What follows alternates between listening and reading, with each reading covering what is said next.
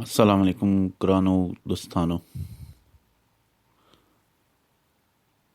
که زما غږ د ادبي دیرې نه اورئ نو یو کمنټ یا یو احوال ماته راکړئ چې دا رادیو زموږ کار په صحیح توګه کوي او که نه.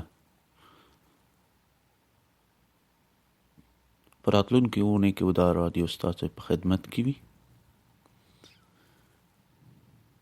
او ستاسې اشعار، لنډې کیسې، ادبي ټوټې، داسې نور په زړه پورې مطالب مو پکې وړاندې کوو. د خدای په امان، په لوی او بخښونکي خدای مو سپارم. ستاسې د ځواب په تمه، ستاسې ورور. د خدای په امان.